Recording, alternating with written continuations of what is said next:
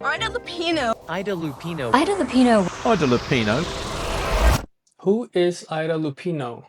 I came out here with a contract. I needed the dough. And I'm gonna collect every nasty little cent of it. Maybe more. Now, look, baby, I'm not trying to rush you. Silly boy.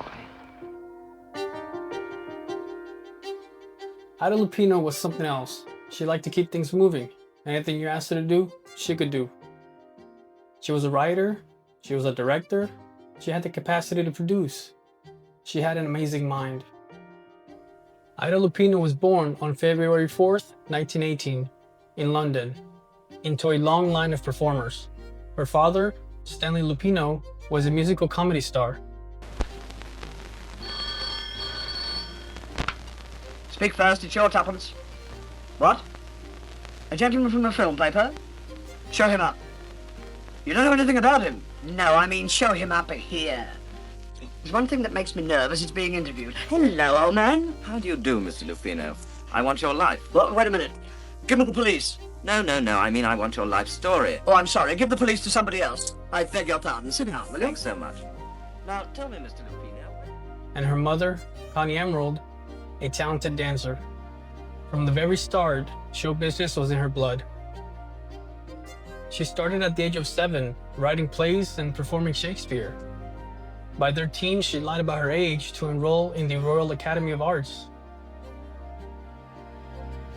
At 14, she made her film debut in her first affair. Over the next couple of years, she appeared in several British films, often casted as the bad girl roles she sometimes disliked, but built her reputation. The term bad girl nowadays would be slutty. By 1933, Paramount spotted her potential and signed her a 6-month contract, and she moved to Hollywood at only 15 years old. They tried to shape her into another Jean Harlow, blonde hair, vamp image, looking at her sexy image and not talent kind of thing, but Ida pushed back. In 1937, on set filming, Ida met Hedda Hopper, a powerful Hollywood columnist who took the 19-year-old aside and told her that she might be taken more seriously if she didn't look like a hoe. When she followed Hopper's advice and let her hair grow naturally and her eyebrows grow in and shed her baby fat, her artificial image disappeared, and the real Ida Lupino emerged. In 1938, she decided to marry a sophisticated actor, Louis Hayward. They enjoyed each other's company, no doubt about that. In 1940, she finally got her break in the film The Drive-By Night. The response was phenomenal. In 1941, Warner Brothers retained her in the film High Sierra, where she got strong billing opposite Humphrey Bogart. These roles showed she was more than just a pretty face, and critics started to take notice. The film was a hit. She was making $3,000 a week. After that, the studio system frustrated her. She was repeatedly offered shallow or demeaning parts, and even suspended her for refusing them. That's crazy. She didn't want to be boxed in by the blonde bombshell cliches.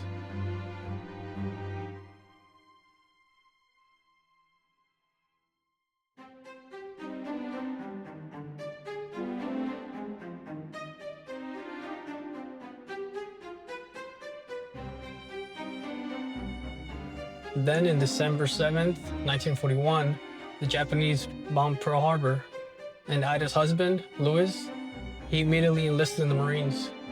Ida stayed alone and out of work. At just 25 years old, Ida found herself on a downward spiral, desperate for something to hold on to. She accepted a risky role as a bitter and power-hungry Helen in The Hard Way. Despite her fear, the audience did hate her character, but loved the person who created her.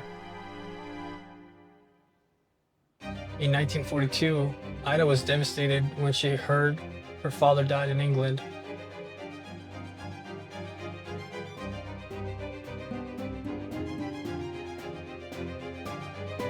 And just 1 year later, her husband returns from the war, but he was not the same person who left. He was having mental health problems and ended up asking her to divorce him. Ida fell into a deep, deep depression. When she finished her contract with Warner Brothers, they asked to renew an exclusive long-term deal, and she just walked away. At just 27 years old, Ida Lupino was on her own and free to make her own choices. She spent time finding herself again, working on different projects, writing, music. And then she attracted the interest of a studio executive, Collier Young. They had much in common, including the dream of starting their own independent film company. While planning a future together in business, they fell in love and got married on August 5th, 1948. In 1949, Ida Lupino co-founded an independent film company with her then husband Collier Young, named Emerald Studios. Her first project was Not Wanted, a film about an unwed mother. Not even 3 days in production, the director fell ill. With little money and a tight schedule, Ida stepped in to finish it. One of her first real directing moves, even if she wasn't officially credited. Her next film, Never Fear, dealt with a dancer stricken by polio. In 1950, Ida received the distinction of being the second woman to join the Screen Directors Guild. With 1,300 members, all males, the only previous female member was Dorothy Asner, who joined in 1938, and her last film was in 1943, leaving Ida the only woman in the union. While the US at the time was under immense post-war pressure, with the communist witch hunt, Hollywood became a target. Members of the creative community were being imprisoned and blacklisted, but Ida, she did not fear that. Her films still contained socially relevant issues. That's when she released Outrage, the first American film that addressed the topic of rape. She then published a Declaration of Independence, which was printed in the Hollywood trade papers. It stated, "We independent producers must continue to explore new themes, try new ideas, and discover new creative talents." Later that year, her marriage became unstable as she was having an affair with Howard Duff, a Hollywood fuckboy. Collier and Ida remained friends and business partners. Only after Ida announced she was pregnant did Howard agree to get married. And 6 months later, her daughter Bridget Duff was born. In 1953, Ida changed the company name to The Filmmakers. She directed what many call her masterpiece, The Hitchhiker, a taut suspense thriller and arguably the only major suspense film made by a woman at the time. Also in 1953, she directed and starred in The Bigamist, becoming the first woman to direct herself in a feature film. The film didn't perform as she thought, and the company was struggling. To make things even worse, her so-called husband was in a constant cycle of infidelity and drinking. He would leave for weeks at a time and leave her in a state of depression. She managed to write and produce Private Hell 36 and casted both her husband Howard and herself, but it was a critical and financial failure. Completely out of funds and unable to compete with the major studios, Ida was forced to close down her film company forever. After her production company shut down mid-1950s, Lupino didn't stop. She shifted towards television, directing, and acting. She directed over 100 episodes of various shows. She was the only woman to direct an episode of the original The Twilight Zone, and the only person to star in one. In 1957, CBS asked Ida and Howard to star in their television series, Mr. Adam and Eve. It only ran for 2 seasons and did not help the marriage. Ida was beginning to break down from all his drinking and constant fighting. Then what seemed like overnight, she became a pill addict and an alcoholic. By 1959, she was working steadily as an actress and director in television, but behind the scenes, she was an addict. Then her mother died, making things worse. In 1966, she got the chance to direct the big budget film, The Trouble with Angels. The movie was well received, but rumors started to spread about her behavior and drinking problem. In 1968, Ida and Howard put their differences aside long enough to appear together in Batman. How do these pills work, Docky, baby? Are we really invisible? No, Kabbalah, but we may as well be.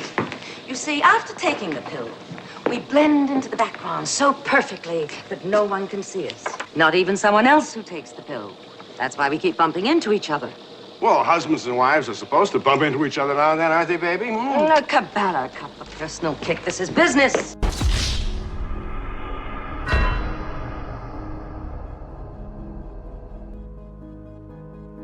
But in 1972, Howard Duff left home.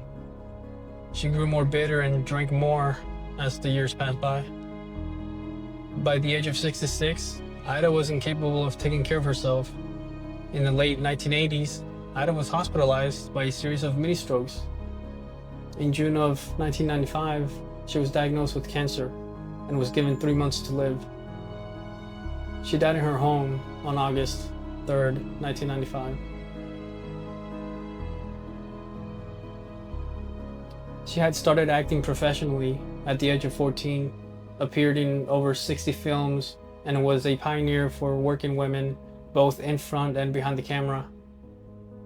An untamable maverick with an indomitable spirit, Ida Lupino is truly one of Hollywood's legends.